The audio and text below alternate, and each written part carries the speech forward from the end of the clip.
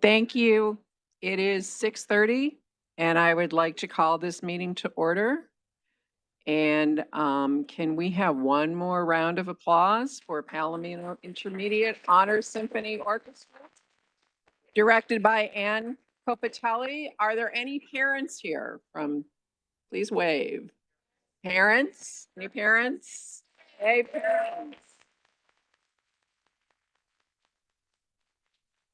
Thank you very much. I would ask that you please rise and join me and the fine orchestra in the Pledge of Allegiance, and it will be followed by a moment of silence to honor the memory of ninth grade homebound student Jason Acero Santana.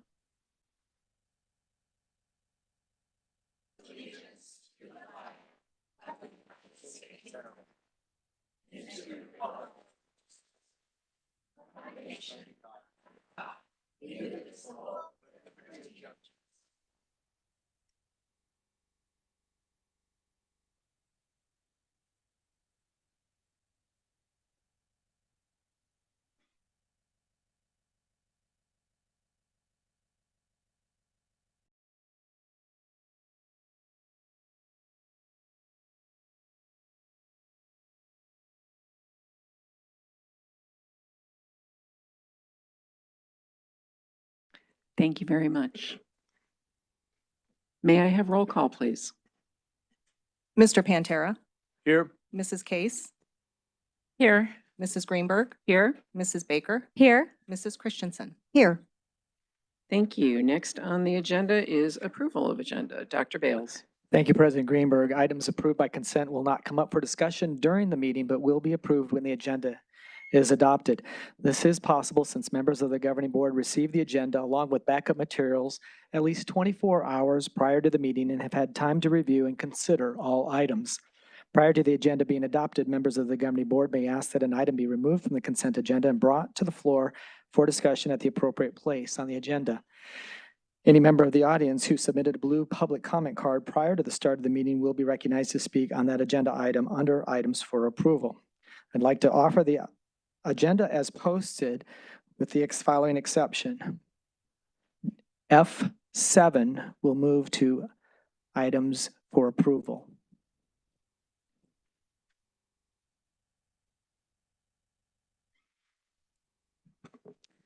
Thank you, Dr. Bales. Prior to the meeting, we received 2 blue public comment cards. Each speaker will have 3 minutes to remark on a specific agenda item and will be recognized to speak under items for approval. One was just the item that we just moved, and another is currently on the approval agenda. As a reminder, we ask that you please direct your comments to the board. Does any member of the governing board wish to have an item removed from the consent agenda as it is now comprised? Does any other member of the audience? I presume not. Seeing none, Mr. Pantera, may I have a motion to approve the meeting agenda and recommended consent agenda items as presented. I move we approve the consent agenda items. And the meeting agenda? And the what? The meeting agenda as presented? Yes. Thank you. All those in favor, please say aye. Aye. All those opposed, please say nay. Any abstentions?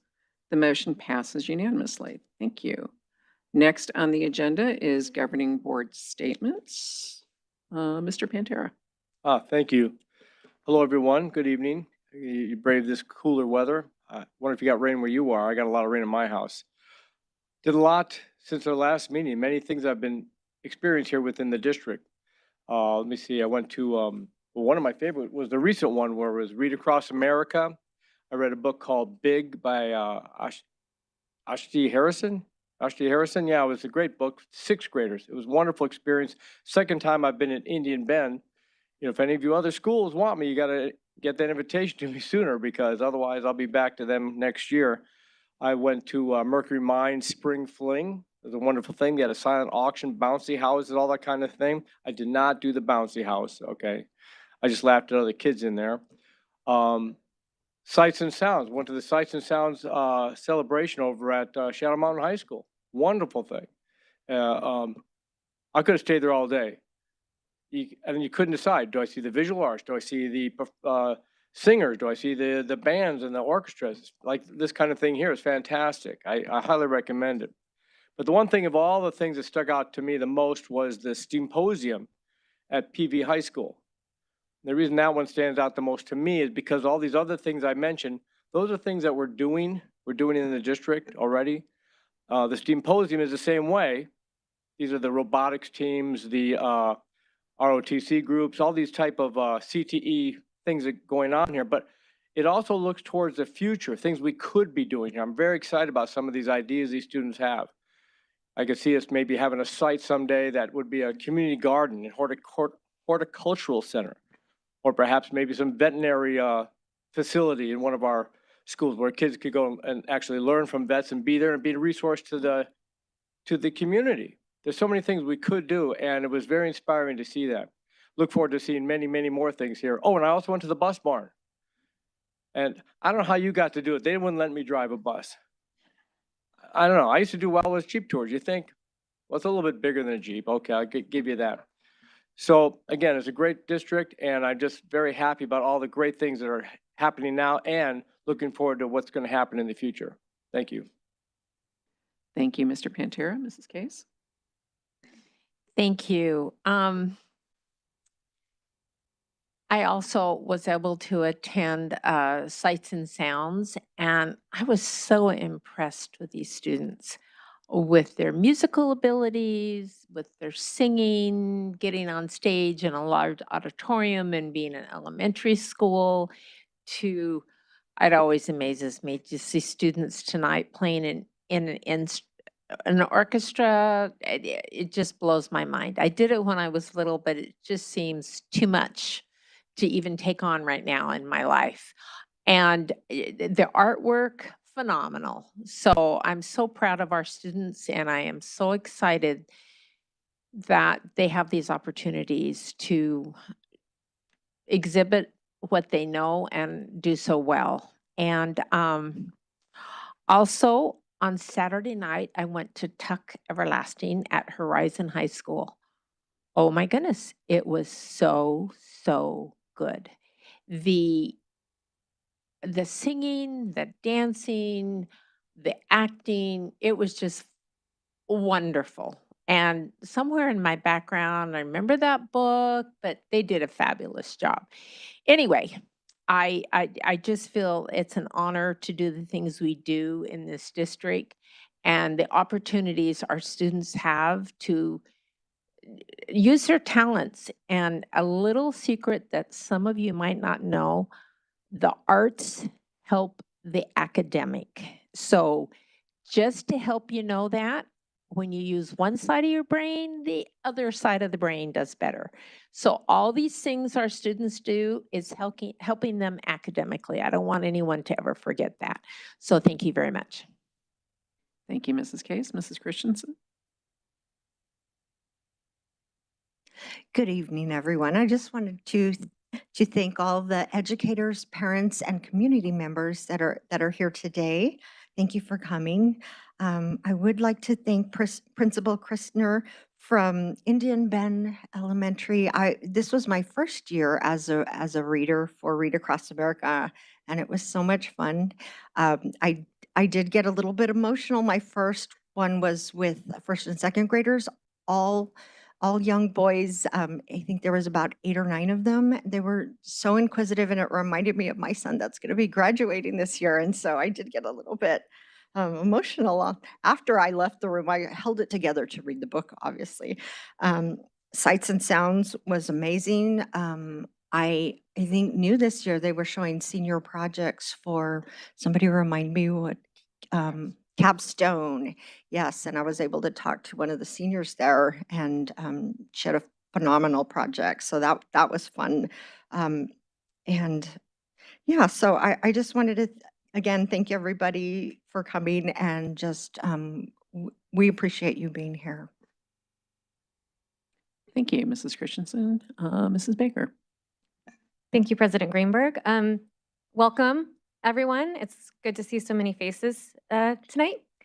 I also attended Sights and Sounds, and I just wanted to thank Marie Minnick and all the staff who make such a wonderful event possible.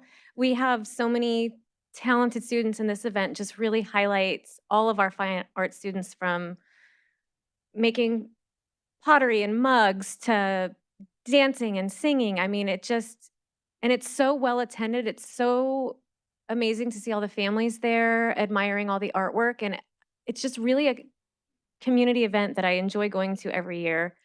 I also got to go to one of my favorite things I do, which is Student Voice. Thank you, Shadow Mountain and Mr. Appleman.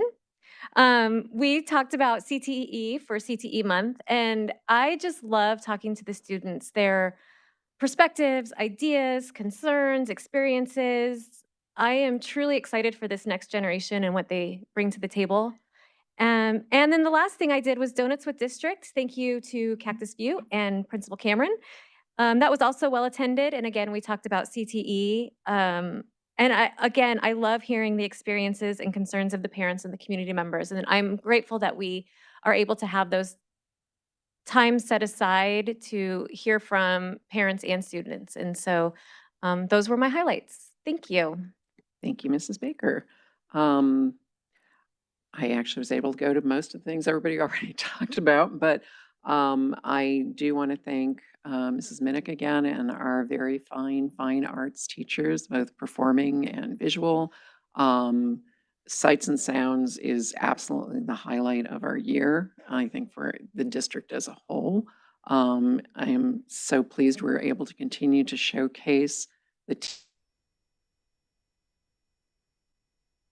and said, I really appreciated having the Pinnacle Capstone projects there as well. It's not just seeing a piece of art, but seeing a process and a progress via the Capstone program. And so that was a really valuable addition, I thought, this year. I was able to also go to the Spring Fling at Mercury Mine, but unfortunately got there kind of late, so only really saw the bouncy houses and the pony ride. But you could tell the community was having a great time, and I also had the opportunity to bump into Mrs. Alley, the former principal, and see how she was doing. And also had an opportunity to read at Indian Bend yesterday. I read to a 4th grade class and a 6th grade class, and my book was Mousetronaut by Captain Mark Kelly. And the kids really loved it because not only is it a fun book, a partially true story based on a mouse that was part of an experiment on the Endeavour shuttle when he was captain, but there was a great afterword that just has all these like space travel history and facts and things, and so the kids got into that as well. So it was a lot of fun, and just want to say thank you all for being here, particularly since we are almost at spring break. So I really appreciate you taking time being here tonight. And with that, we will move to awards and recognitions. Dr. Bales. Thank you, President Greenberg. It's always a pleasure to highlight students and staff for awards and recognitions. Tonight is no different. Mr. Droege will MC our honors. So at this time, I'd like to invite the governing board to join me in front of the dais.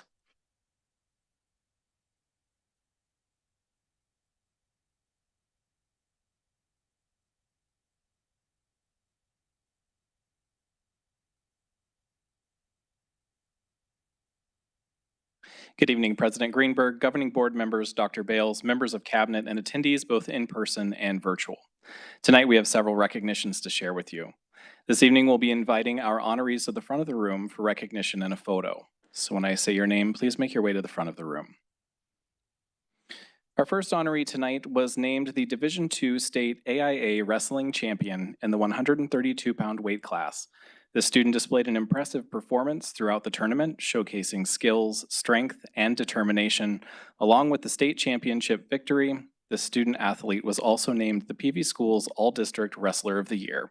From Horizon High School, please help me welcome Matthew Mateo Hernandez.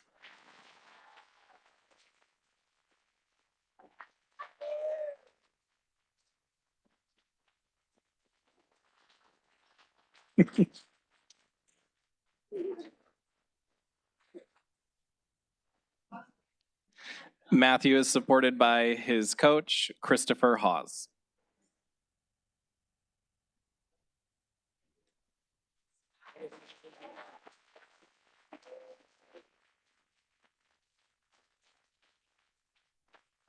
Our next recognition is the recipient of the Paradise Valley Education Association's Recognition of Professional Standards Award for Teachers. The honoree this evening will be introduced by Ms. Diane Siekman, PVEA President.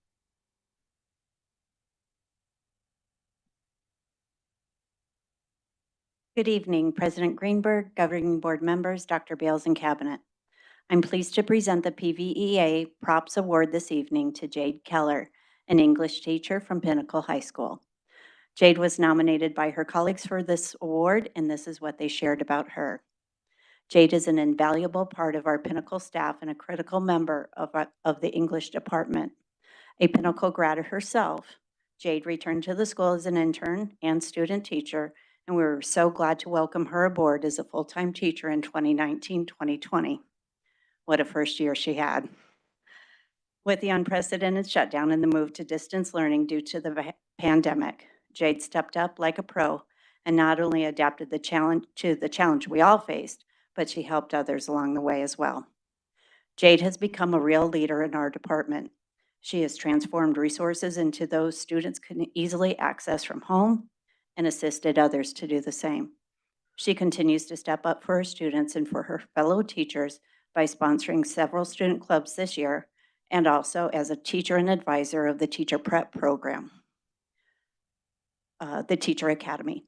She's brought new enthusiasm to that program, inspiring her students to consider pursuing a career in education. On a personal note, the nominator said, "It's an honor to now work with her as a colleague, her students, her fellow English teachers, and the Pinnacle High School staff are also lucky to have her in our corner." I'm very pleased to present my colleague with the PVA Props Award, Jade Keller.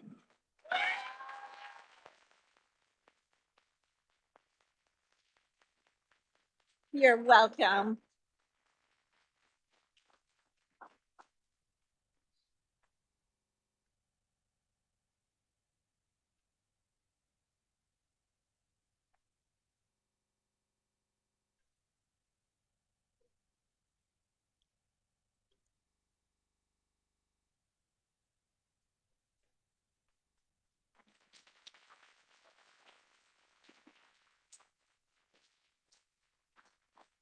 Next is the Paradise Valley Education Support Professional of the Month. PVSEA President Ms. Michelle Courtwright is here to make the presentation.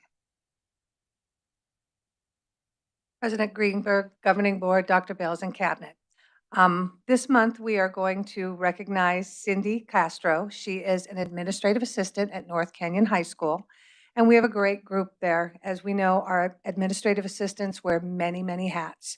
And one of the things that has highlighted about her is when there are staffing shortages, she jumps right in to help where the need is. She's also bilingual, so she helps bridge that gap between our community and our students and our staff. She's also the first one to volunteer for projects. She also, as an hourly employee, when the day is over, but not for Cindy. She comes to after-school programs. She cheers students on at sporting events. She shows that she cares, no matter whether she's being paid to or not.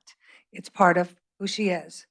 The staff there say she helps with new employees. She makes them feel welcome. She makes sure that everyone that comes to the office knows that North Canyon and PV cares about them. So it is with great pleasure that we recognize Cindy Castro as the ESP of the month. Thank you.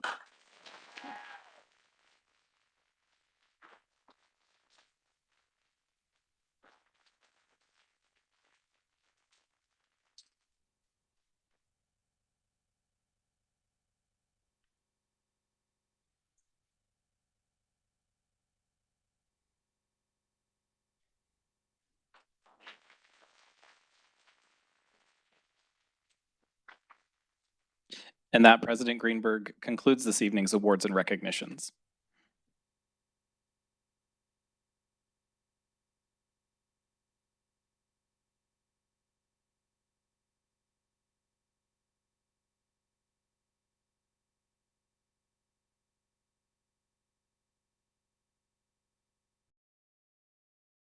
Next on our agenda is superintendent comments. Dr. Bales. Thank you, President Greenberg. In PV schools, we engage, we inspire, and we nurture students through high-quality instruction, meaningful educational opportunities, and dynamic learning experiences. Our mission. And one of those experiences is the International Baccalaureate, or IB program, offered at Quail Run Elementary and North Canyon High School. The IB program is known for its rigorous curriculum, holistic education, and commitment to global citizenship. The program emphasizes academic rigor, critical thinking, and well-rounded education, preparing students for success in higher education and beyond. IB allows students to excel in the professional world and to make a positive impact within their communities. For more information about this program, please visit pvschools.net. The Arizona required ACT exam will be administered to 11th graders on April 3rd. The ACT Aspire will be given to 9th grade students on that same day. Students in 10th and 12th grades will have a learning from home day on April 3rd, where they'll be given the opportunity to participate in some really great college and career prep work. PV students in grades 3 through 8 will complete the Arizona Academic Standards Assessment and students in 5, 8, and 11th will also take a state science exam. And we want to wish our students good luck. We want to thank our parents for supporting their children and our teachers. And students, I know you'll do your best. You're going to make our teachers proud. So keep up the good work and show us all that you know. As has been mentioned, we've celebrated Reading Across America this week. And I also had the opportunity to visit Indian Bend as a guest reader. So thank you so much for that opportunity. And a shout out to those first graders that I enjoyed. I had the pleasure of reading to them, Well, the Places You Go by Dr. Seuss. And if you want to find out, let's see, National Merit finalists, we've got 14 of them that we're celebrating. Yes, 14. Students from Shadow Mountain, Horizon, Paradise Valley, and Pinnacle High School have advanced to the finalist stage. These impressive high school students must meet strict requirements in order to move on to this finalist stage. And as a result of their standing, they will be considered for National Merit scholarships. So congratulations to them. I'm not going to repeat a lot what was said about sights and sounds. I think we've done that one well, but my kudos to all of the performing arts and visual arts teachers. Thank you, students. I will just say there was some work there. Those young people can open their own studio right now. I also wanted to give a shout out to our purchasing department. Governor Katie Hobbs has declared March 24th procurement month, and Governor Hobbs recently issued this proclamation. Procurement professionals add significant value to organizations, and here in PV it's no different. Our resources are acquired and prioritized to advance the vision, mission, and strategic goals. In doing so, the district has become a leader in high classroom spending, low administrative costs, and transparency and accountability. In PV schools, we ensure funding is going where it serves students best. So thank you to our Director of Purchasing, Eva Cayas, and her team for making a positive impact in our district. For more information about where dollars go in PV schools, please visit our website under the district tab, Transparency and Accountability. On March 21st, PV Schools CTE will sponsor the Women in STEAM Career Talks. This virtual panel session allows all 7th through 12th grade students to hear from female industry experts who will work in the fields of science, technology, engineering, arts, and math. These professionals will share their journey and talk about the life-changing opportunities that students can find in STEM and STEAM careers. So for more information on that, check out our website. And last but not least, as was mentioned, spring break is just around the corner. Next week, the 11th through the 15th, and I encourage our families, our students, our staff to take some time to rest, relax, and enjoy your time off. Classes will resume on March 18th, and this will mark the beginning of the 4th quarter already. So those are my comments, President Greenberg. Thank you very much, Dr. Bales. Next on the agenda are items for approval. First is item G1, which is consideration and approval of the contract for our interim superintendent. I have no comment cards here, but may I please have a motion to approve the contract of employment for Dr. Jason Reynolds as interim superintendent of the Paradise Valley Unified School District effective July 1, 2024, as presented. So moved. Does any board member wish to make a comment? We'll be doing a roll call vote, so if you want to do it then, or if not, it's totally up to everybody. Any sense of how anybody wants to do this? Roll call? All right, we will do it by a roll call vote. Ms. Chisholm? Mr. Pantera, Yes, I'm really happy to have this person come into this position. Got a lot of loyalty to our district, believes in our brand, and I'm very excited for the future going forward with this individual. I vote aye. Mrs. Case, So I vote aye, and I just want to say how very delighted I am that Jason Reynolds has agreed to return to our district. Welcome back to paradise. Mrs. Greenberg, In my opinion, the single most important duty of a governing board is to appoint a superintendent. And when Dr. Bales announced his retirement, we as board members considered the various paths before us in the context of everything happening in our district. And we determined that appointing an interim superintendent would help provide the time needed to give this critical task the attention required, not only by us, but by stakeholders throughout the district, as we value working with our PV community in making this very significant decision. And I am truly thrilled that we are fortunate to be able to welcome back Dr. Jason Reynolds to fill this essential role. Dr. Reynolds served this district for more than 20 years and was responsible for many of the great strides made in academic achievement and student success at both the site and the district level. Soon after he left PB, he was named superintendent in the Peoria district and now returns with that impressive leadership experience to add to his deep knowledge, understanding, and love of our district and culture. That experience is also being acknowledged in the contract we are approving tonight. One element of any superintendent search is establishing a compensation package that will help us attract quality candidates of Dr. Bales and Dr. Reynolds' caliber. With this contract, we are working to be competitive in this area. Having someone be able to step into this role who already knows PB and the people in it will serve him and the district well. I want to thank Dr. Reynolds and I want to thank Mara Reynolds for his willingness to come home to lead PV, and I joyfully join my colleagues in voting aye. Mrs. Baker, President Greenberg, you did a great job. I don't know that there's much left to say. When Dr. Bales announced his retirement, I was not prepared, and I was worried about our first superintendent search, or my first superintendent search as a board member, because I know it's a arduous process. But when I found out that Dr. Reynolds was willing to come in and step in as our interim superintendent, I was thrilled. I had the pleasure of meeting him a few times, and I saw the work that he did in the Peoria School District. And so I echo my fellow board members' comments when I say welcome back, and we're grateful to have you. And I vote aye. Mrs. Christensen, I believe I was the only board member to have never met Dr. Reynolds prior to today. So it was nice to meet you and Mara this evening. And I would just like to say that I'm grateful that we are getting an experienced interim superintendent that actually knows our culture and has been in our district before. So that was a very unique thing that we found. So with that, I vote aye. Thank you very much. The motion passes unanimously. Dr. Reynolds?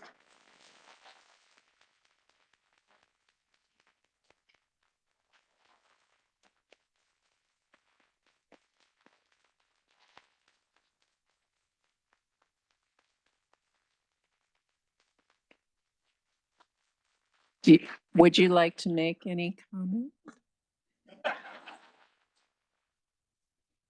Putting you on the spot.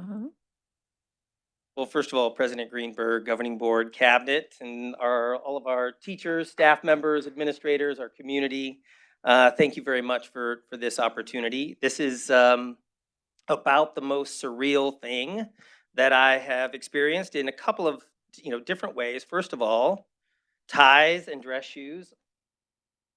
It's easy to forget what those are. So digging them out tonight to be here was fun. But also, as Mara and I sat down and decided that we were going to accept this opportunity and come back and be part of this, the most important thing, the top of the list, was coming back and being part of this community, being part of the people, the teachers, the staff members, the administrators, the parents, the community members, and most importantly, our amazing students. And so we are so blessed to have this opportunity. I want to take just a few more seconds and thank a couple of really important people. First of all, Dr. Bales, thank you for your friendship. It is an honor to be able to step into your shoes and follow the leadership and all the things that you've done here over your career. So thank you very much for that. I would also like to thank and welcome back Dr. Jim Lee.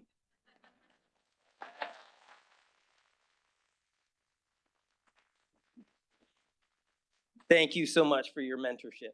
The reason why I'm here today is because of not only Dr. Lee, but also Dr. John Creekart. And I wanted to say thank you to him and his family as we remember him and his leadership as well. So with that, I say thank you very much. I left out Bailey, Declan, and Mara. We've already mentioned Mara, but I do want to thank our daughter Bailey. She is a Pinnacle graduate, sophomore at the U of A, and Declan, who is a sophomore at Pinnacle. We're doing this as a family, and we're a little unsure what this is going to feel like for a few weeks, but we're excited about it and can't wait to get started. So thank you very much. Thank you.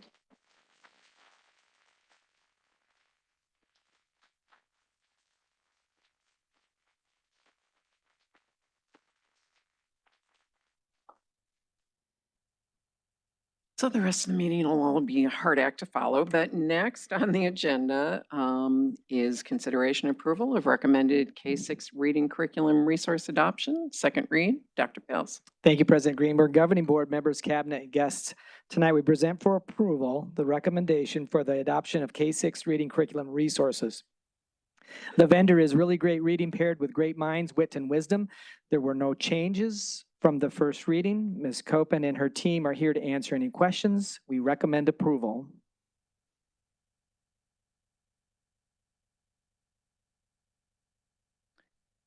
So, no presentation. Okay, we do have one comment card from Susan Winder. You'll have 3 minutes. Good evening, Dr. Bales and board members. My name is Susan Winder, as you are aware, and I'm a taxpayer in the PV Unified School District. I would like to take the time tonight to recognize the quality work done by the Reading Language Arts Adoption Committee.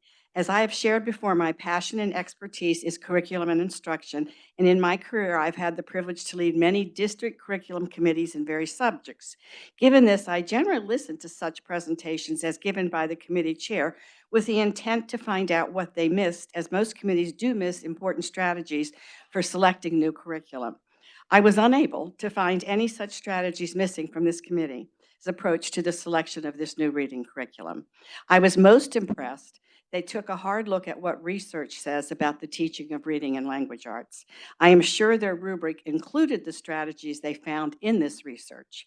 I was totally impressed that they investigated the science of reading.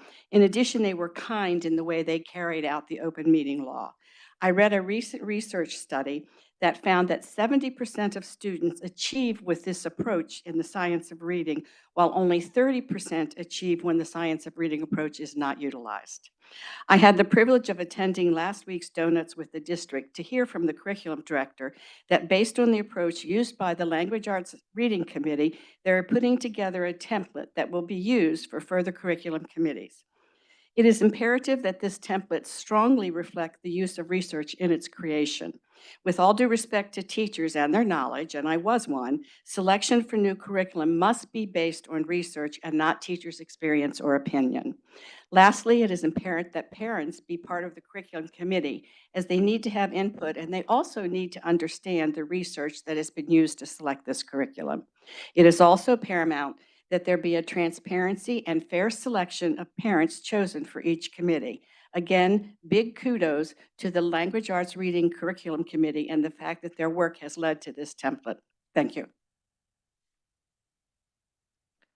Thank you, Mrs. Winder. May I please have a motion to approve the recommended K-6 reading curriculum resource adoption to be implemented as presented? So moved. Does any board member have any comments or questions? Mrs. Case? I mentioned last time something about spelling. Could you explain that again? And by the way, I'm very excited about this program. I just want to have a couple of questions. So we have really great reading for grades K through 3 that has a spelling program embedded in it. It's different than old school spelling in that you don't send home a list, you send home like a concept, like a syllable type concept, and the students practice that, and then they are given a spelling test based on that spelling pattern. So they have to really know how to spell, not just memorize words. And then for grades 4 through 6, the spelling is not, again, based on a test, but it's based on morphology, which are Greek and Latin roots, and understanding like when you have one of those roots, how many other words you can build from that and how to spell that pattern. Would that be in the lower K through 3? Would that be things, or K through 2, whatever I can't remember what you just said, delineate the difference? Is it K2? Really great reading is the K3 program. K3, okay. And then Would that 4-6. would that include things like IGH? Yes. And then they would just give them 10 words or maybe a GH or whatever it is. Yes, you are correct. They would teach that spelling pattern and maybe a pattern that's similar, like a long I, silent E pattern. And then the students would have to delineate how to spell and use that pattern appropriately. Okay, I see. And then that concept, then they go into Latin base, et cetera, Greek base Yes. things. Also, does this program have anything to do with handwriting? It does. Really great reading just added handwriting to their component. I think it was this year was their first part. So they have an online piece that like has a digital practice, shows how to form the letter, and then the students practice on paper. For handwriting or printing? For printing, for handwriting, but they have like a digital model so that it's taught correctly and they can go back and review it without always having the teacher being the only model of the handwriting. So there's nowhere in the curriculum that students are taught handwriting. You mean That's Mrs. Casey, do you mean cursive? Cursive, excuse me. cursive. I'm Okay, sorry. thank you. Sorry. Sorry. So cursive is a unique standard to the state of Arizona. And so we have other supplements that we use to teach cursive in 3rd grade. Really Great Reading does not have that embedded in its program currently because that is a very unique standard to Arizona. Okay, thank you I didn't use the word cursive. I know better. I'm so sorry. But, and what grades has handwriting involved with it? In Really Great Reading, handwriting is explicitly taught in kindergarten and 1st grade. It can Okay. be reviewed in 2nd grade, but it's not considered like a time that you actually need to teach it because by then the students are fairly established. Established wrongfully or rightfully? Well, but we yes, hope to catch them established. earlier. Yes, we do have a lot of handwriting issues left over from COVID because they weren't able to practice with a teacher in kindergarten and 1st grade. Right. And I have found that kids can learn cursive, but their handwriting is atrocious because they started with bad habits in kindergarten and 1st grade. And so by the time they get to 3rd grade, they actually have the hand coordination. So I'm glad that we are doing cursive. And is that throughout the district? Yes. Yeah, that's a state standard. So 3rd grade teaching cursive is a state standard. Okay, thank you. Just one question. You were talking about the with the Latin stems. Mhm. But you do other stems. There are other stems there as well, like the Greek and such. Yes, they mostly just teach the most common that get you the most vocabulary words as well as the most spelling that you can reach with those stems. Thank you. Anybody else? Okay, we have, Mrs. Christensen, sorry. You answered most of my questions last week, and I just wanted to echo both the board members and the community member that spoke on how impressed I was with your detailed analysis, the committee members, the members that were chosen, that were different than a lot of the members that we've seen in the past, the transparency and following open meeting law. So I just really appreciate the job that the committee did. And so thank you for that. My question, I think I asked this last time, but I've slept a lot since then, so I don't remember the answer. How are we going to ensure that all of our wonderful educators will be teaching this curriculum and not choosing other things if we invest in this curriculum? Yeah, so we are building like a rollout right now as well after board approval to get teachers. They're already very excited about new curriculum. That's usually a very high interest, but we're starting to consider our planning dates and our training dates. And then we will also look at picking up old curriculum, and that will be given to like a partnership that we have that they either resell or they rebrand. So it's our expectation that they will use this Tier 1 curriculum in their classrooms. Thank you. And again, nice job. Thank you. Anybody else have any other comments, questions? Oh, Mrs. Case? So refresh my memory again as to what's online and what do the students utilize? I remember you said last time the magnets are one set for 2 students with the phonograms on them, but what other type of material? I mean, is there some kind of the roots for the spelling words? Is there, how does this all work? What kind of materials do the students receive? So for And the teacher? So the really great reading, they receive the student kit 1 per 2 students. There's also a student workbook, and there's a digital playground where they actually practice the games and lessons that were taught that directly, and the teacher directly teaches from the teacher's manual as well as a digital slide deck.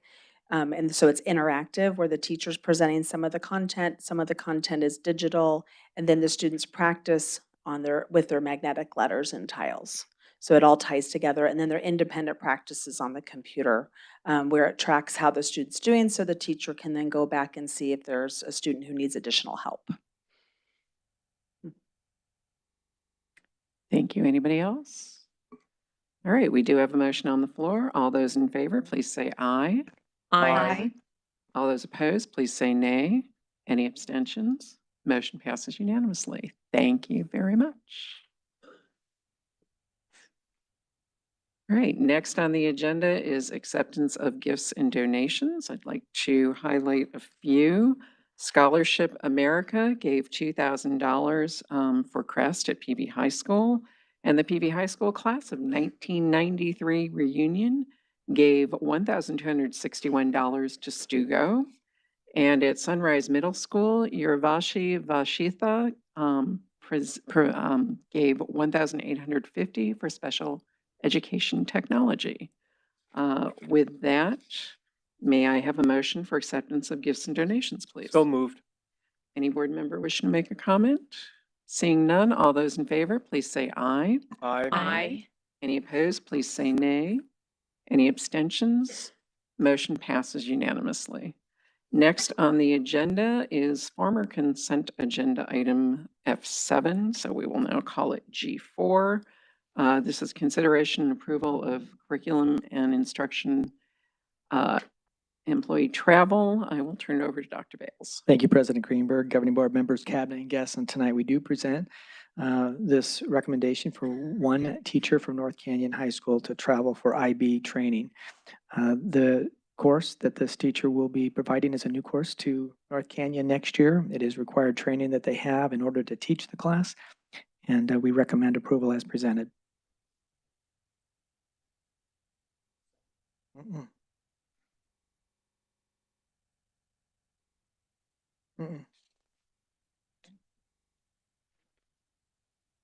G7, F7?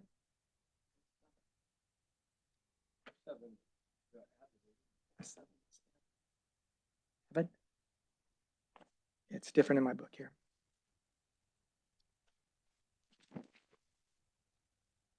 My apologies. Consideration and approval of curriculum instruction request for travel employees. This is for the Avid travel to San Diego. We have 11 advanced placement Avid schools, 6 elementary, 2 middle, and 3 high schools. Avid is an in-school academic support program, and the purpose of the program is to prepare students for college eligibility and career success. To be part of this national program, Avid schools are required to attend regular professional development training. And as part of our 24-25 school district Avid plan, we plan to take these 65 teachers to the Summer Institute in San Diego in June. Each year, instructional improvement funding is used to take teams of teachers and administrators to the Summer Institute.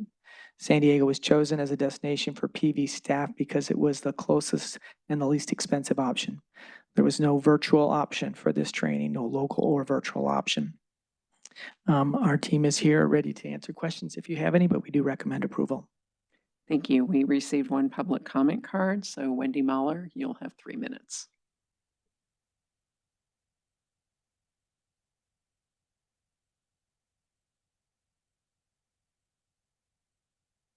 Good evening. My name is Wendy Mahler.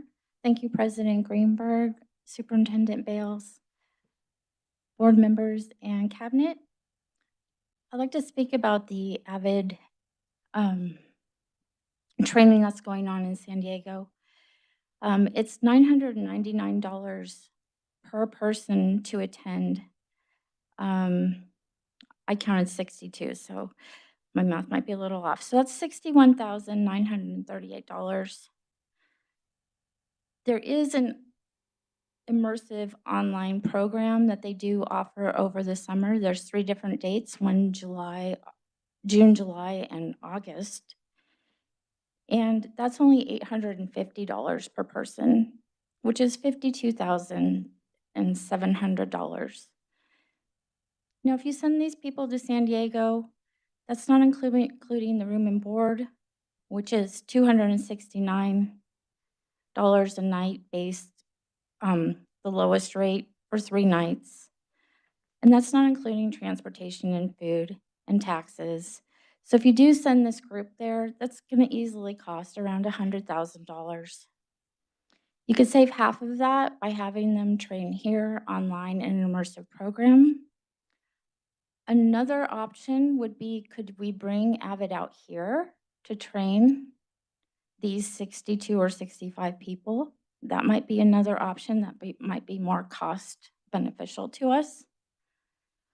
Or maybe send a smaller group of our professionals, our teachers and staff, and then they can come back and train the rest of the community.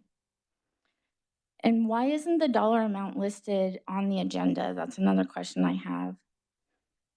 And what is the funding source that's listed on the agenda as 020 AVID? Is this part of M&O? Where is this funding coming from? I'm just asking you to tighten your purse strings a little bit. When we're having such an issue, we all need to tighten up. Costs are higher. So I'd rather see this money used a little bit better, and maybe let's think creatively and go outside of the box. Thank you for your consideration. Thank you. May I have a motion to approve, consideration approval of curriculum and instruction administrative certified ESP employee travel requests as presented? So moved. Does any board member wish to make a comment? Mr. Pantera. Yes, this Avid trainings, I've been to a couple of them myself.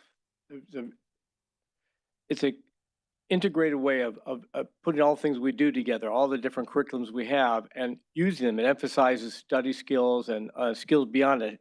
It helps us let students know what they're doing with this education, where they can go beyond with it. And many of these people are the people that come back and train other people, train the trainer kind of thing. They come back and they do share what's been they've learned there. It's a very valuable program, and I'm all for it. And I'm all for this travel for it. I'm not voting yet, though. Mrs. Case? Thank you. I believe that AVID is one of the programs in our district that has made a difference in thousands and thousands of of our students' lives. And when I go to a conference, I come back with a new understanding and enthusiasm. And these teachers then share that with the students, and they get a large picture. Sometimes training online is possible, but what you miss is the expression between other teachers and other administrators, which I think is invaluable. How do you do this? And why do you do this? And how do you do it better? How do you reach more students? How can we involve parents in the program? The list is endless of the questions that can be asked at a conference. When I have gone to higher education conferences, I have come back elevated, and I want to share what I have learned. And I am so excited. My husband Harley wants to be around me because I can talk about nothing else. And I just feel that the value of this training is, I don't know if you can put a dollar amount on it, because how do you calculate a sixth grade, seventh grade student who's going to be involved with AVID, and how do you calculate where it will take them and the possibilities of things they didn't even know existed? If they come from a home that has never had anyone graduate from high school or attend college, where are they going to get the enthusiasm for these things? So I just want to say that this is something that our students need our teachers and administrators to attend. Thank you. Does anybody else have any comments or questions? Mrs. Christensen? I also had some questions about the funding source, and I did reach out to Mrs. Berrigan.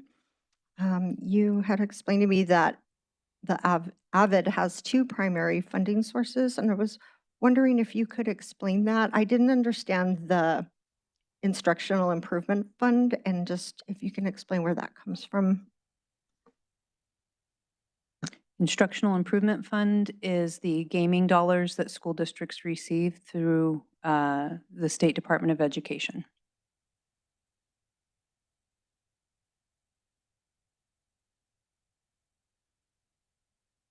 You had also indicated that M&O is used for some, but not in this case. Is that correct? It's usually, if we use M&O for AVID expenditures, it would be for supplies and Correct. school site, but not in this case, right? Not in this case. We're not using M&O. So are you saying all the funding is coming from gaming dollars from the Instructional Improvement Fund for for this this travel? All of it will be paid for through Instructional Improvement Fund.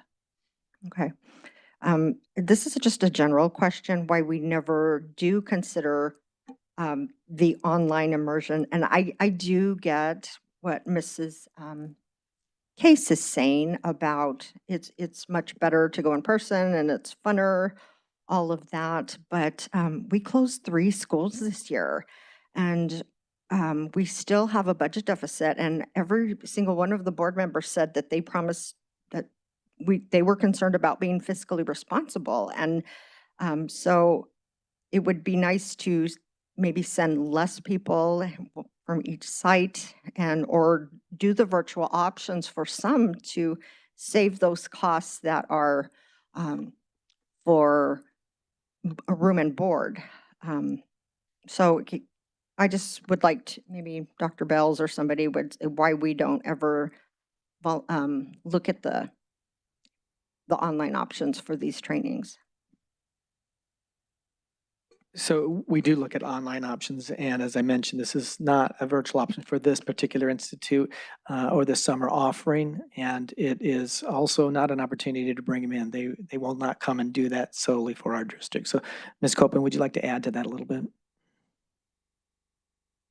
Ms. Christensen, also like to add that part of this conference, they allot time for districts to meet together to do strategic planning. All of our AVID schools are required to write annual AVID plans tied to our strategic plan. So they allow time for us to collaborate with data and surrounded by the learning that's happening. The classes are also strategies that serve all of our students through the classrooms, math discourse, literature, ELA strategies, and so they're used throughout AVID classrooms. So I would just like to add that as well. These instructional plans that they develop are closely aligned to their Title plans, their Title I plans. We do know that from national data, it indicates that, AVID professional learning increases teacher retention, so we can consider that part of our teacher retention efforts as well. I would also mention that while Ms. Berrigan talked about, gaming money, you're mixing apples and oranges when you talk about M&O versus gaming money. And so these funds are specifically target measures to decrease high school dropout rates. This is for AVID is a nonprofit organization for professional learning to help close the gap on achievement, improve college and career readiness. And so it's the money that we get for gaming is how it's supposed to be used. We're using it for what the intended purpose is.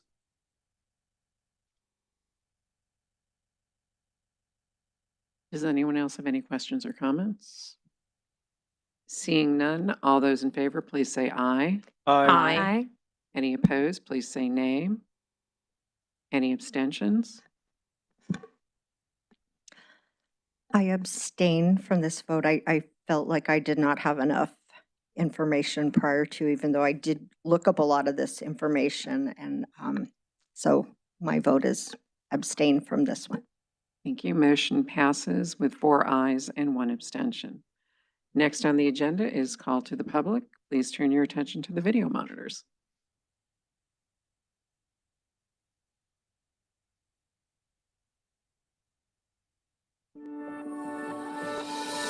Call to the Public is about to convene. This portion of today's meeting allows the public the opportunity to address the governing board. Although state law does not require that the governing board hold a call to the public, the Paradise Valley Unified School District and its board have chosen to do so because we believe it's important to hear about concerns and issues from our community.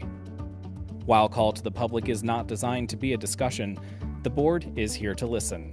Due to Arizona open meeting law, the governing board cannot respond to, discuss, or take any action on items brought up during this time. However, staff members may be directed to get back to you and address individual concerns. As a reminder, the point of this and every board meeting is to accomplish the business at hand, and to be able to do so in an open and collaborative way.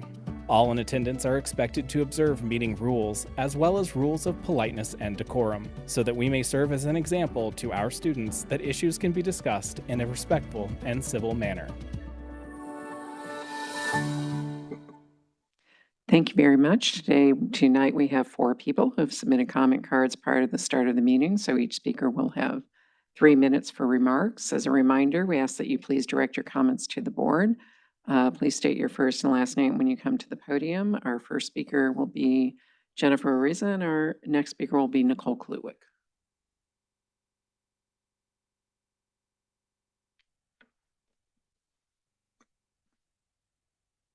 Hi, my name is Jennifer Riza. I stand here tonight as a concerned parent in the Paradise Valley School District, and I appreciate the opportunity to speak. I am concerned that the board is continuing to act in a manner of business as usual in light of the fact that you voted to close 3 of our schools in this district this year. My question to the board is, are you going to keep doing the same things over and over again and expect a different result? Because that is the definition of insanity. I will keep challenging the board. What are you going to start doing differently to help make PV the schools of choice? Have you done anything differently in these last few weeks since we last met? The community continues to be concerned with how the district is spending our tax dollars that we give you. Have you read the findings that the Arizona Auditor General released in its annual school district spending analysis for the fiscal year 2023? It was released on March 1st. On the AZ Auditor General website, it says that in fiscal year 2023, statewide school district spending increased by nearly $1 billion with per student increases in all operational spending areas compared to 2022. However, districts allocated a smaller proportion of the increased operational spending to instruction than in prior years, which has led to statewide instructional spending percentage to decrease, being the lowest recorded percentage since they began monitoring it in fiscal year 2001. When you look out the breakout for Paradise Valley, it shows that we also decreased by 2% from 58.7 in 2022 to 56.7 in 2023.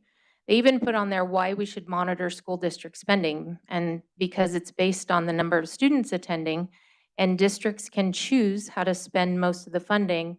So every decision a school district makes to spend on one operational area directly impacts its ability to spend on another.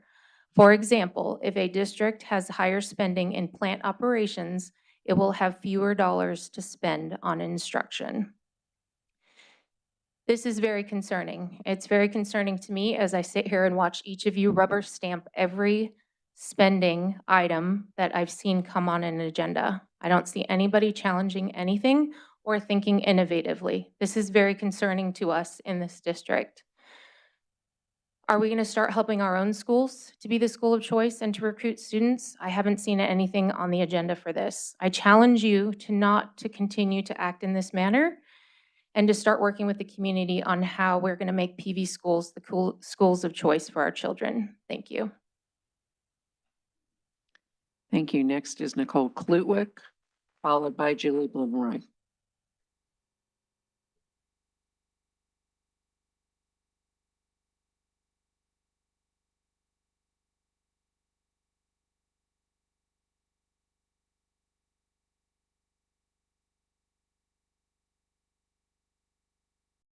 Hi, thank you, President Greenberg, Dr. Bales, board members, and cabinet. My name is Nicole Klutwick.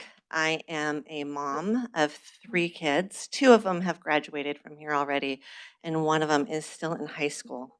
And then I also have a background in finance. So I started my career as a CPA, and so that is a lot of what I'm here to talk about today. So I just want to thank Ms. Berrigan and the finance group and really the district for putting together the audited financial statements that were discussed at last meeting. It's very complex and there's a lot of numbers in there. And so that's really what my statement's about.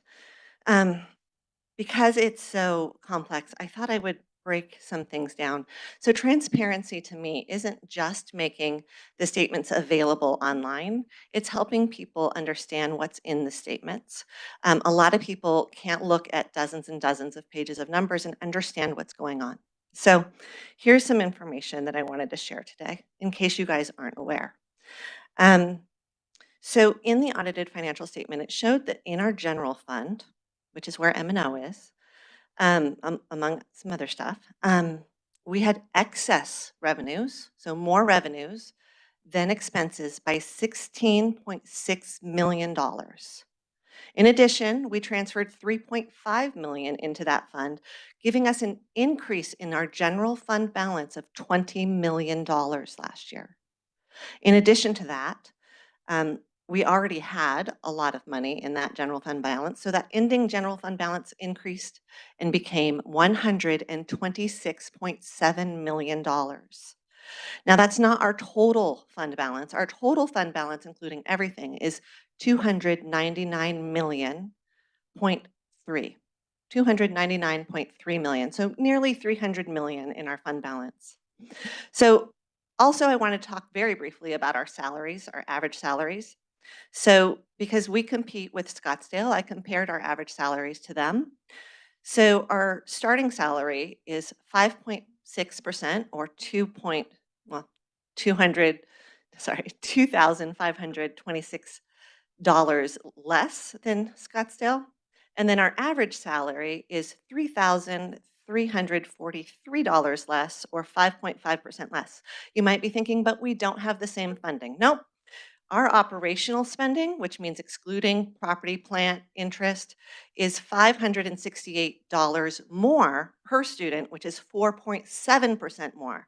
So I'm not sure I understand that 9 basis point difference between our funding and their teacher salary.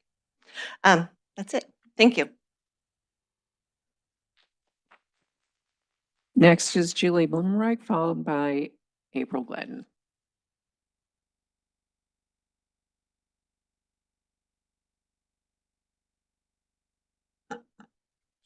Good evening, President Greenberg, Governing Board members, Dr. Bales, Cabinet, and guests. My name is Julie Blumenreich. I am once again proud to be chairing UPC's Teacher and Staff Appreciation.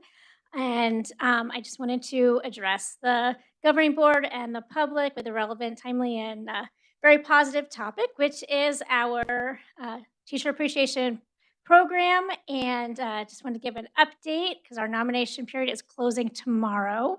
First, I want to thank the Governing Board and the district for all of your support every year with this. You've helped us send out emails, provide resources, and given us some time at your meeting every May to recognize the recipients. So I want to say thank you.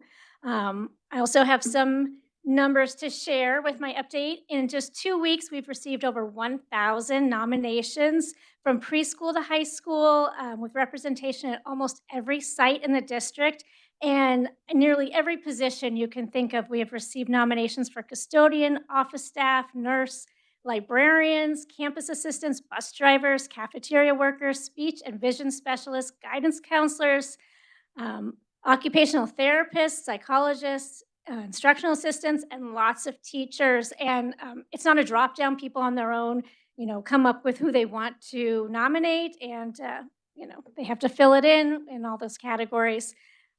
Also, I'd like to publicly invite the Governing Board and the Cabinet to join us on the stage for our second annual recognition ceremony. This year it's going to be held at North Canyon on May 7th at 6 p.m.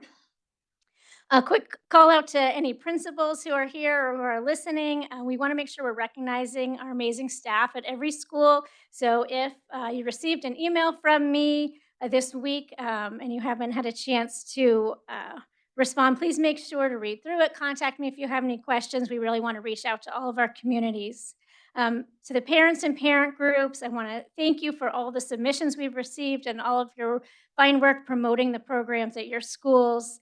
Want to remind everyone that this is just one way throughout the year to recognize teachers and staff members, and the teachers and staff members that come through here are just a sampling of the awesome efforts of staff. And we know that there are many, many more out there beyond these, 1,000 that are going to probably get recognized in the next few weeks of this program. We want to remind everyone to share words and tokens of appreciation as much as they can throughout the year for the teachers and staff members at our school.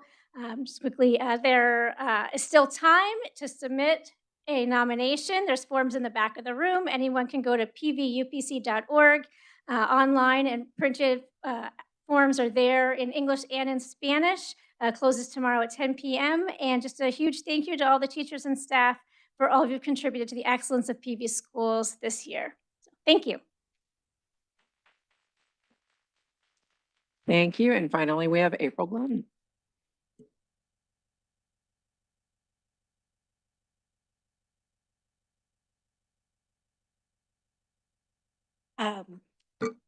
Governing Board, President Greenberg, members of the Governing Board, Dr. Bales, and the community. My name is April Padilla Gladden, and I am a PVUSD alumni, a mother of 3 in our district, as well as a kindergarten teacher at Desert Shadows Elementary School. I'm also a proud PVA member and co-chair of our PVA Prom Boutique.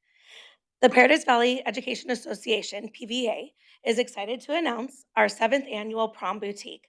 This event has become a cherished tradition in our community. Since its inception, this initiative has provided valuable support to over 500 high school students within the PV community, offering free attire for school-sponsored formal events. The PVA Prom Boutique aims to ensure that every student has the opportunity to attend prom regardless of financial circumstances. Through generous donations, and community support, we're able to offer students formal wear, apparel, accessories, and raffle opportunities at no cost. Tonight, my outfit is sponsored through donations from generous community members. As this event approaches, we're reaching out to request that you give us assistance in spreading awareness to our school communities. We invite each one of you to attend one of our 5 prom boutiques. Our doors open March 23rd for our grand opening at 11 a.m. We'll run through 1 p.m. at Sweetwater Community Schools in their cafeteria. Your support in sharing this announcement and encouraging participation from our school community would be greatly appreciated. We're seeking donations of gently used formal dresses, suits, shoes, accessories, unopened travel size beauty products, gift cards to restaurants, and salon services for pre-prom activities. We also have an Amazon wish list that we send out to the community for other necessary items that our students are unable to find. A size 17 shoe last year. It was ordered the day the student could not find one in our boutique and delivered within a week. And that was amazing through that Amazon wish list. Our community will email you the details and all of the dates that you guys can come and volunteer some time and spend with our incredible PVA and students. If you have any questions, please don't hesitate to contact any member of the PVA Association. And thank you for your time. We hope to see you at the event.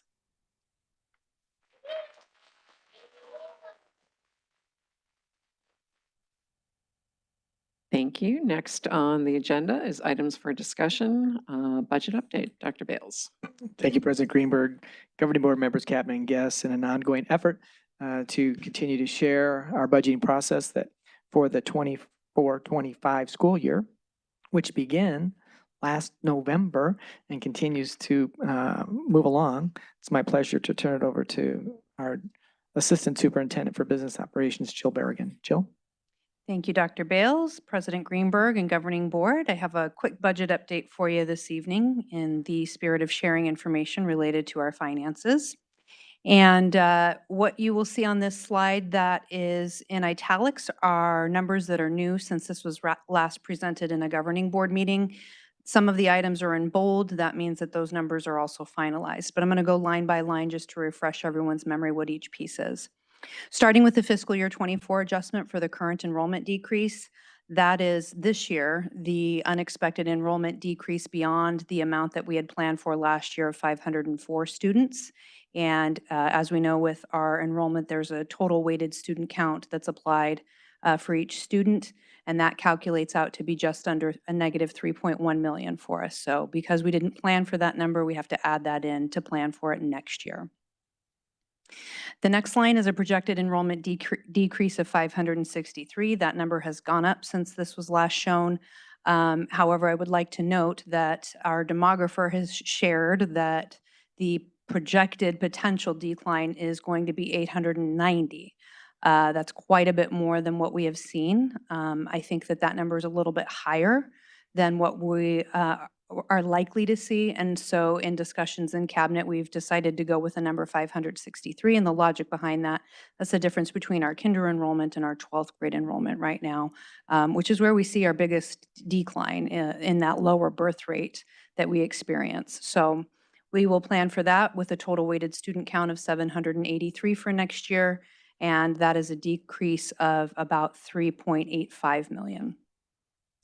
Next, we have the applicable 2% base support increase along with the expected enrollment decrease.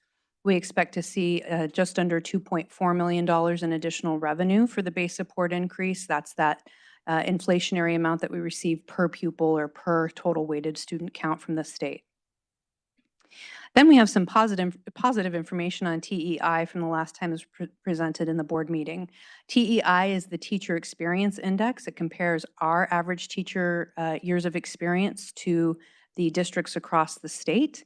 And we had a very significant increase for this year. And that results in a pretty nice amount of significant additional funding at $1.7 million for next year. There are not a lot of changes in the expense adjustment. The CPI is still at 3.1% as of the last numbers. We will have one more updated number before we really finalize in bargaining, so that may go up or down a little bit, but it's currently at 3.1%. And as you know, that's the factor that's used for determining what the January minimum wage increase will be. The actual number that's used for the minimum wage increase is the August CPI, but we have to plan our budget before August. A 3.1% CPI change would bring minimum wage to $14.80 and cost the district an additional $167,000. We do have our medical cost increase now. It had started out at a 9.8% increase and it was moved down to a 9.3% increase. And there will be a sharing of that cost between employees in the district. The district is picking up the bulk of that additional cost at a little over $1.3 million. The inflation costs of goods and services still at the 3.1%. CPI remains the same, a little over $1 million. APS's utility increase was approved by the Corporation Commission about 2 weeks ago now, and that expects for us to see an 11.3% increase in our utility costs, which is a pretty significant portion of our budget, and an additional $677,000 in expenditures projected for next year. The fiscal year 25 replenishment for the contingency funding for staffing, Dr. Holmes explained that at the last meeting. That is, at a certain point in time, we make a statement about this is where we believe our staffing for each of our schools will be for next year, generally around this time of the year, and any staffing that needs to be added after that, we have to account for if we want those positions to continue on in future years. This past year, moving into this year, we had a bit more than what we usually have. Last year, this number was $1.6 million. This year, it's a little more than double that, $3.3 million. We had some unexpected special education additions that we had to make that were a larger portion than what's normal. So that was $3.3 million.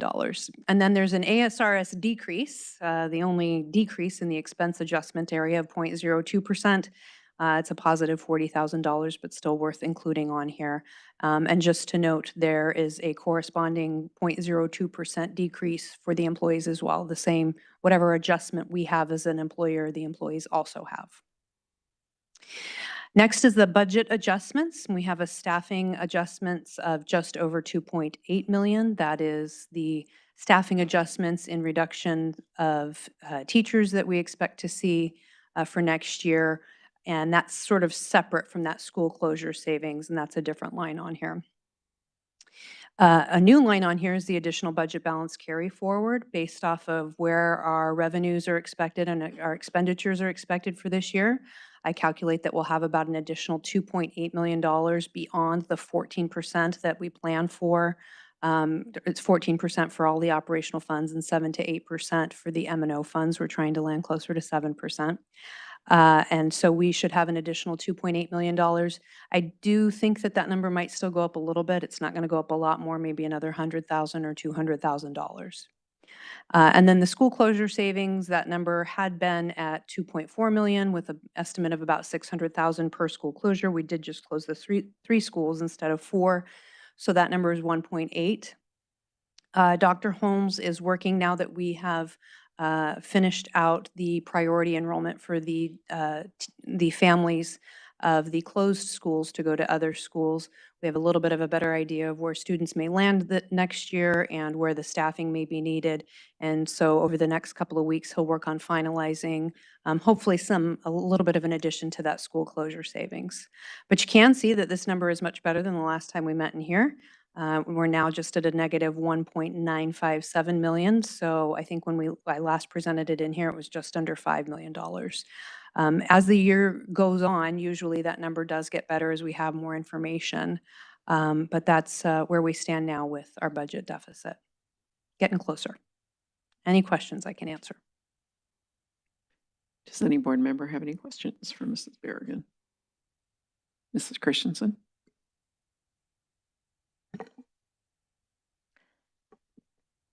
Line item 9, and I do understand that if there's an increase in special education educators, those class ratios are much smaller, so that does make sense, but it doesn't make sense to be 3.3 million with such a big decrease in ADM. We're losing a lot of students and we're increasing staffing.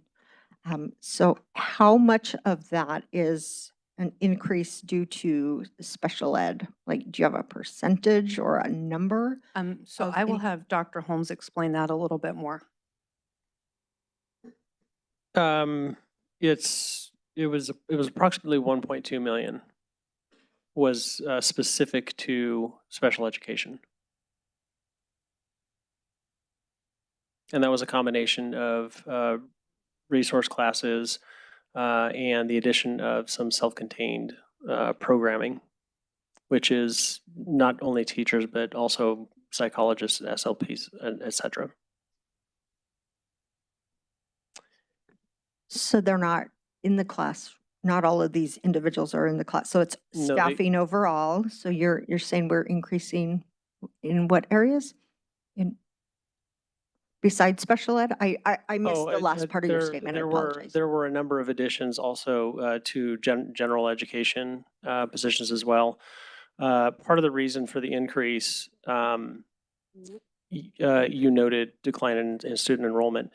Last year, due to that, the initial staffing allocations were very tight. And when you take a very tight approach in initial allocations, you have a higher probability of needing to add sections later when enrollments come in a little bit higher than you expected. And that's what happened in a number of cases. I thought that we had we had a certain number of staffing that was budgeted, but we were not going to fill some of those positions. Is that not the case? No. No? No. We budget positions, we intend to fill them. Okay.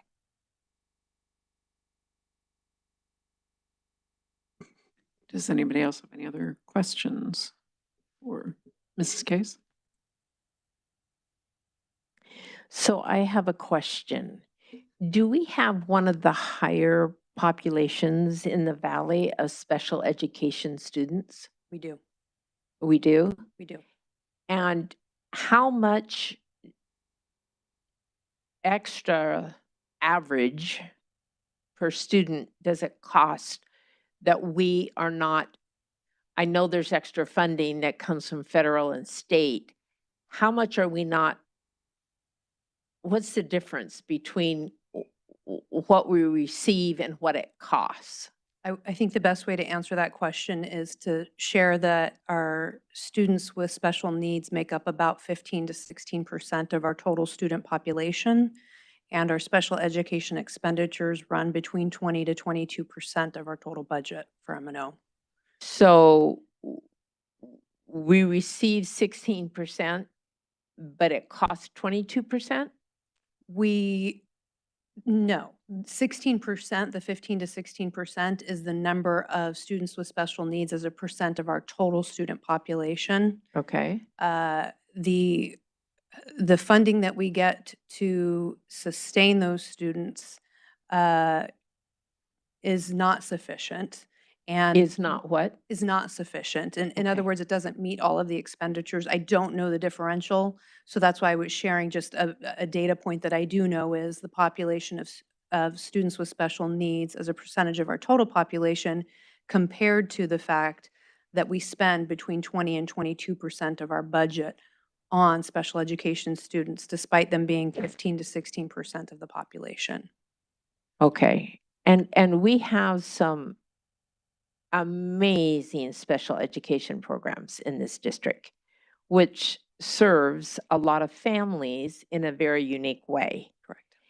But sometimes I think when we need to look at the budget, we need to look at all the components of the budgets. And it costs more to educate special education students. There's a smaller student teacher ratio, et cetera. Correct. And we still can't find enough special education teachers or paras, from what I understand. Is that correct? Paras for sure. I think we're working on teachers. Okay. Thank you very much. You're welcome. Does anybody else have any other questions or comments? All right. Next on the agenda is call for executive session. Mr. Pantera, may I have the motion, please? Yes, I move the governing board calls for executive session in accordance with Arizona Revised Statutes, 38-431.03.A5. Discussions or consultations with designated representatives of the public body in order to consider its position and instruct its representatives regarding negotiations with employee organizations regarding the salaries, salary schedules, or compensation paid in the form of fringe benefits of employees of the public body. The purpose is to meet for instruction and/or direction. Thank you. All those in favor, please say aye. I All would, those. I would like to ask a question before we vote. Is that okay? Oh, yeah, sure. It's a point of information. I just would like to know why we continue to do these in executive session. It's my understanding that both Higley and Scottsdale Unified are having these discussions right now. They're having ongoing discussions, but they're doing it in public. And so I just want to get an understanding of why Paradise Valley doesn't do these types of discussions in public.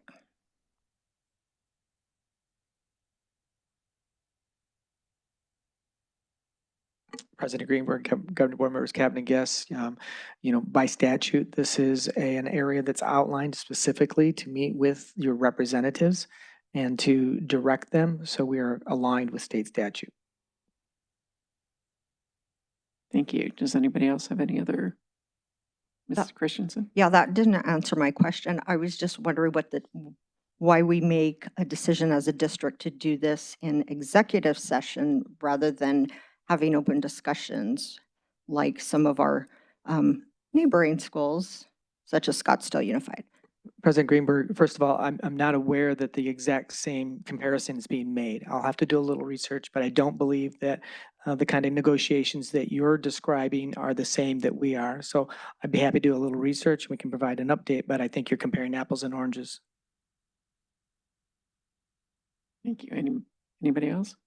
All right. All those in favor, please say aye. Aye. Aye. All those opposed, please say nay. Any abstentions? Motion passes unanimously.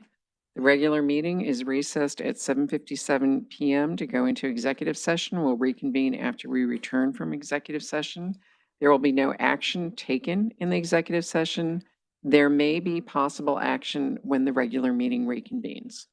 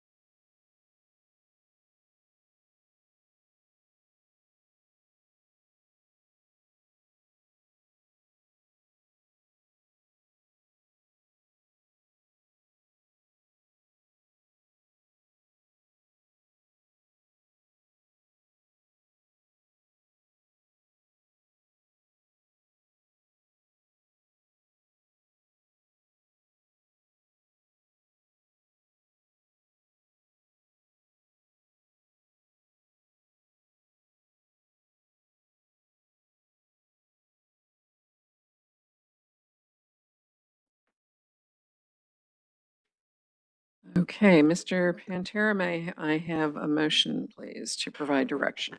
Yes, I move the governing board provide direction to administration regarding negotiations with employee groups pursuant to discussions in executive session.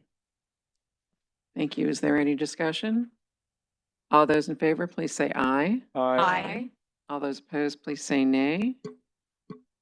Any abstentions? Motion passes unanimously.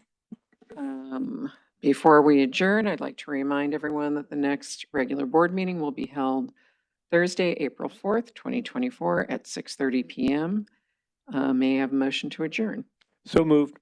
All those in favor, please say aye. Aye. All those opposed say nay. Motion passes unanimously. We are adjourned at 8:49.